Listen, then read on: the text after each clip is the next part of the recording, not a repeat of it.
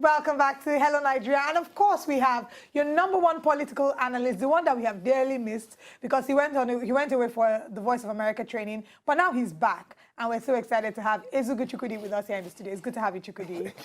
Why do you keep laughing every time we introduce you like this? I don't get compliments all the time. Oh. So when I hear we missed you, no, we definitely missed you. It makes me feel some type of way. How was the Voice of America training? It was very interesting. I mean, it was intense. 8 a.m. to 5 p.m. every day. Okay. Wednesday, Thursday. Yeah, Wednesday, Thursday, Friday. It was a new experience for me, and I enjoyed myself. And I'm always happy for the opportunity to, learn more, get to interact with people, and appreciate the fact that in this business, we need to empower ourselves so that we can add value to society. And I learned a lot of new things. I learned to critically, in this era of fake news, very true, critically assess information and not be quick to jump to conclusions. So I think I'm better off than I was before I went on the Voice of America training. And better off, ready to give us the best of your analysis on news and trending affairs. Thank you. Good to have you back. Thank you. So let's go straight No, we did not say happy Tuesday. Let's not forget where we are coming from. I know, right? You've been away for a while now. We're starting to forget our traditions. Yeah. But thank you for bringing me back in check. Thank you. Let's look at what's happening in the news. Very, very sad story. First of all, our thoughts and our prayers are with the parents, the family, and the rest of Nigeria because Leah Sharibu is one of ours. But not to forget Leah Sharibu, as well as the other girls who have been kidnapped by Boko Haram. Now, remember that on the 19th day of February 2018, Leah Sharibu, amongst over 100 girls, were kidnapped in Dapchi, Yobe State. The other girls were released, except Leah Sharibu. Reports had it that she was not released because she refused to change her religion. Now, we're hearing that there is a 35-second voice audio recording that has been obtained by certain newspapers, and it was said that this is the voice of Leah Sharibu, who spoke in Hausa language, saying, and I quote, "I am Leah Sharibu, the girl that was abducted in GGSS Dapchi. I am calling on the government and the people of goodwill to intervene to get me out of my current situation. I also plead to members of the public to help my mother, my father, my younger brother, and relatives. Kindly help me out of my predicament. I am begging you to treat me with compassion. I am calling on the government, particularly the president, to pity me and get me out of this serious situation. Thank you." Chukwudi, have we done enough with regards to trying to get Leah out? I don't think that the conversation, was on the front burner. At the time when the kidnap had happened, every day we're hearing talks about it, the Dapchi girls. But after a while, the first set came out, Leah Sharibu, people were praying for her in churches, in mosques, in all sorts of settings. But after a while, it's calmed down. So have we really done enough in trying to get Leah out? In all honesty, Nigeria as a country has suffered terribly. And this is owing to the failure of leadership. And when a great country with abundant human and natural resources suffers, the people who are supposed to enjoy the dividends of, democracy or democratic rule are going to be worse off for it. Now, there are loads of context to this discussion, and it's not just about Leah Sharibu. You would recall that, in 2014, one very sad incident happened in Buniyadi where young boys were gunned down by cowards who call themselves insurgents. Now, a year later, we saw this same incident play out in Chibok. And just 7 months ago, we also had the Dapchi experience. Now, what does this tell you of leadership? And when I talk about leadership, I'm not just referring to the People's Democratic Party or the All Progressives Congress. I'm looking at government as an embodiment of people who are supposed to represent the interest of the Nigerian people. Now, for 7 months, the young lady has been gone. And what we have seen in Nigeria is the reflection of who we are onto the next one. We are easily distracted. For 2 weeks, the hashtag, and now everyone has moved on. And that is, it lends credence to the saying that if you see a corpse, so long as you have no, relation to that corpse, it might as well be a log of wood. But if you feel a connection, it's a problem.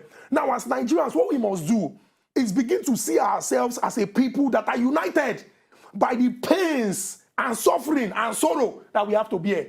Punishment, poverty, penury, blackouts, bad roads, insecurity, derelict infrastructure are things that we all share.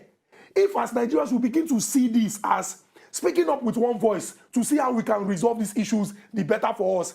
when I heard, I don't understand, the Hausa language, but when I heard the rising and the fall of her voice, beneath that, I felt really very, very bad. Speaking about hearing the rising and the falling of her voice, we've heard reports that the government has come out to say that they want to investigate the authenticity of the audio clip. Some people have said that was an insensitive reaction. At the time, the reaction should be, we are working on it. Now, they've come out to say that they are investigating the authenticity of the audio clip, and then they will give a reaction after that.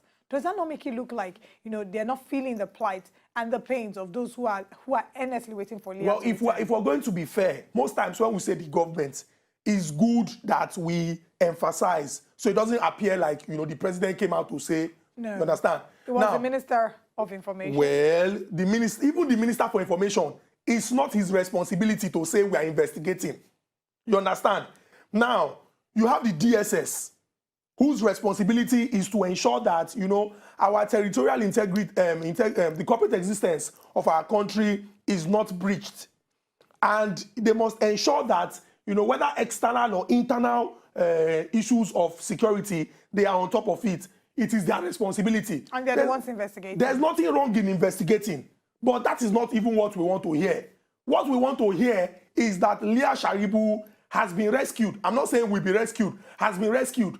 What will even make us happier is when we know that the only crime that these children commit, just by going to school to get education, which is supposed to be the bedrock of a nation's existence, is not one in which a handful or a band of criminals will just come into a community and take our children away from us. Now, government must see this. And when I say government, I always emphasize, most times people politicize issues.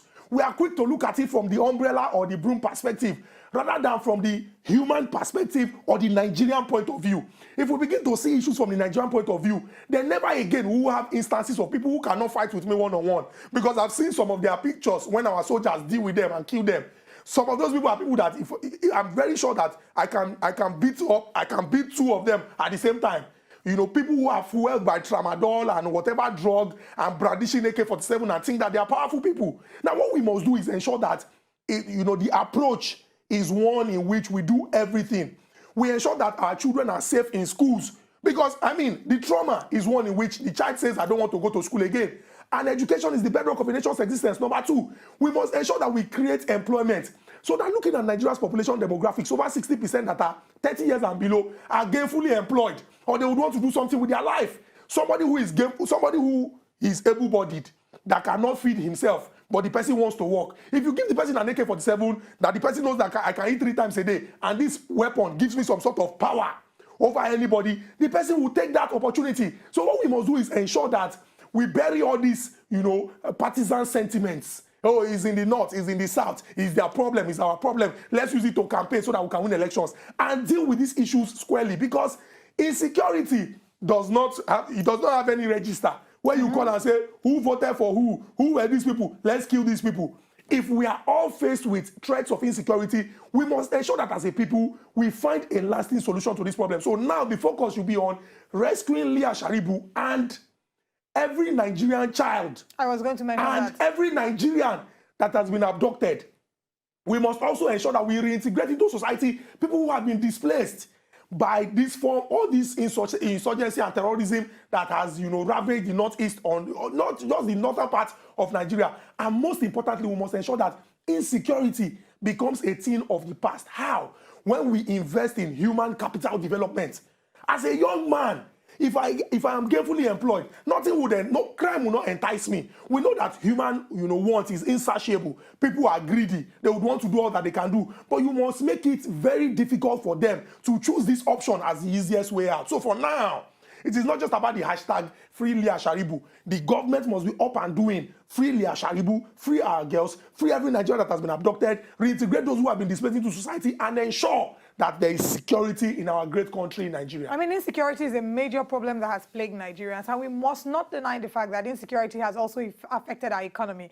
Reports just came out yesterday saying that our GDP has slowed down in Q2, and there are several factors that slow down the GDP. So these are some of the things we must look at. We want to encourage foreign direct investment. We want to encourage people to come into Nigeria, invest in our our country, stay in our country. But how do they come and do this when they know that, first of all, the country is not as safe as it claims to be? There's no power. There's several other challenges that we're dealing with. We'll come back to look at the third story of Nigeria's population and some of the challenges that it faces.